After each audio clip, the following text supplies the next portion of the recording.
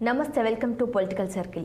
ఆంధ్రప్రదేశ్లో రాజకీయాలు వేగంగా మారిపోయాయి. 2019లో అత్యధిక మెజార్టీతో గెలిచిన వైసీపీ ప్రభుత్వం 2024 ఎన్నికల్లో ప్రజల చేతిలో ఘోర పరాజయం పాలైంది. వైసీపీకి 2019లో 151 స్థానాలు వస్తే 2024లో తెలుగుదేశం కూటమికి 164 సీట్లు వచ్చాయి. గతంలో వైసీపీకి తిరుగులేని మెజార్టీ ఎలా ఇచ్చారో అంతకంటే ఎక్కువ మెజార్టీని ఈ ఎన్నికల్లో టీడీపీ కూటమికి ఇచ్చి వైఎస్ఆర్సీపీని ఘోరంగా ఓడించింది.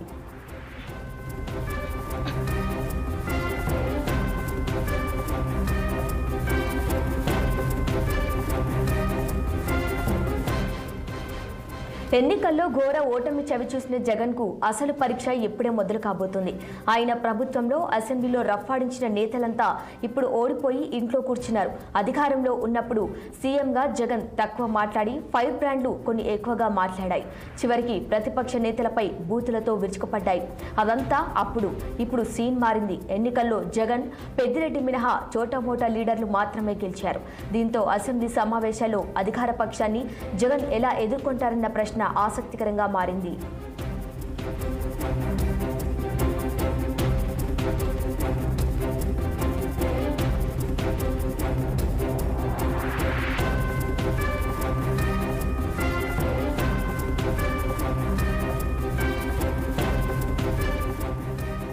గత వైఎస్ఆర్సీపీ ప్రభుత్వంలో పలువురు మాజీ ఎమ్మెల్యేలు, మాజీ మంత్రులు అడ్డు అదుపు లేకుండా నోటికొచ్చినట్లు మాట్లాడారు. ప్రభుత్వం పోవటంతో వారిప్పుడు ఎక్కడున్నారో తెలియటం లేదు. జగన్ ప్రభుత్వంలోని కొందరి మంత్రులు బూతు మంత్రులుగా పేరు సంపాదించుకున్నారు. బూతుల మంత్రులు ఎవరు అనగానే ప్రధానంగా గుర్తొచ్చేది గుడివాడ కొడాలి నాని, తర్వాత ఆర్కే రోజా, అనిల్ కుమార్ యాదవ్, అంబటి రాంబాబు, జోగి రమేష్లు, గుడివాడ అమర్నాథ్ కూడా అదే వరుసలో వస్తారు. ఇక ఎమ్మెల్యేల విషయానికి వస్తే ప్రధానంగా గన్నవరం వల్లభనేని వంశీ, మాజీ మంత్రి పెర్ని నాని వంటి నేతలు ఉన్నారు. సామాజిక వర్గాల వారీగా ప్రతిపక్ష నేతలపై విరుచుకుపడేందుకు జగన్ కొందరికి ఎంపిక చేస్తారు.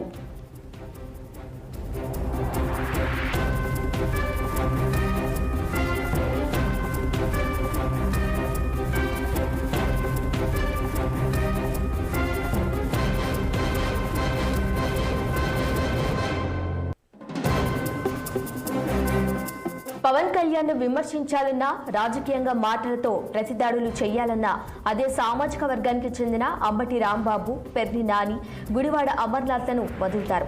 ఇష్టానుసారంగా తిట్టడమే పనిగా పెట్టుకుంటారు. పవన్ కళ్యాణ్ సినిమా నటుడు కావటం వల్ల అప్పుడప్పుడు ఆర్కే రోజాతో కూడా మాటల దాడి చేయిస్తారు. ఇక బీసీ నేతలను విమర్శించాలనుకున్నప్పుడు వైఎస్ఆర్సీపీలోని బీసీ మంత్రులు, నాయకులను వదులుతారు. ఎస్సీ నాయకులను ఉపయోగించి ఎస్టీలపై, ఎస్టీ నాయకులతో టీడీపీలోని ఎస్టీ నాయకులపై మాటల దాడి చేయించటం వైసీపీ ప్రత్యేకత.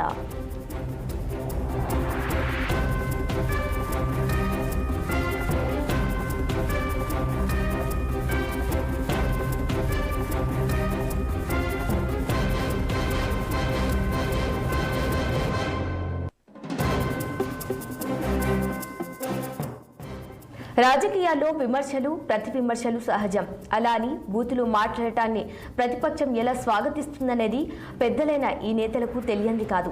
తెలిసి కూడా చంద్రబాబు, పవన్ కళ్యాణ్, లోకేష్ వంటి నేతలను ఇష్టానుసారంగా తిట్టడం, మహిళల గురించి అవమానకరంగా మాట్లాడటం వారి విఘ్నతను తెలియజేస్తోంది. ఒక దశలో చంద్రబాబు నాయుడు తన సతీమణి గురించి అవమానకరంగా మాట్లాడటాన్ని జీర్ణించుకోలేక టీడీపీ రాష్ట్ర కార్యాలయంలో కన్నీరు పెట్టుకోవాల్సి వచ్చింది. ఇవన్నీ చూసిన ఓటర్లు ఇలాంటి నోరు పారేసుకునే నేతలు మనకు అవసరం లేదంటూ నేలకేసి కొట్టినట్లు తీర్పునిచ్చారు. వైఎస్ఆర్సీపీ ప్రభుత్వంలో తప్పగత ప్రభుత్వాల్లో ఎప్పుడు కూడా ఇలాంటి బూతులతో కూడుకున్న విమర్శలు, దాడులు జరగలేదు. ఇవన్నీ జగన్ మెప్పు కోసం చేశారనే విమర్శలు కూడా ఉన్నాయి.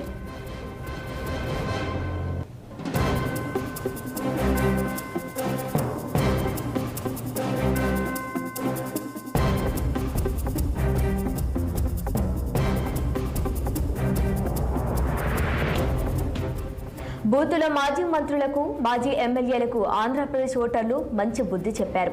రాజకీయాలంటే బూతులు కాదని, రాజకీయాలంటే స్వవిమర్శలతో కూడిన అభివృద్ధిని కాంక్షించేలా ఉండాలనే విషయాన్ని చెప్పకనే చెప్పారు. తమకు తిరుగులేదని విర్రవీగిన నాని, వంశీ, అనిల్ కుమార్ యాదవ్, రోజా, అంబటి, విడుదల రజని వంటి వారు మట్టి కరవక తప్పలేదు. అందుకే నేటి నేతలు నాటి రాజకీయ నాయకులను ఆదర్శంగా తీసుకోవాలి తప్ప నేడు నోరు పారేసుకునే నాయకులను ఆదర్శంగా తీసుకుంటే ఎవరికైనా ఇదే గతి పడుతుందని ఓటర్లు తీర్పు స్పష్టం చేశారు.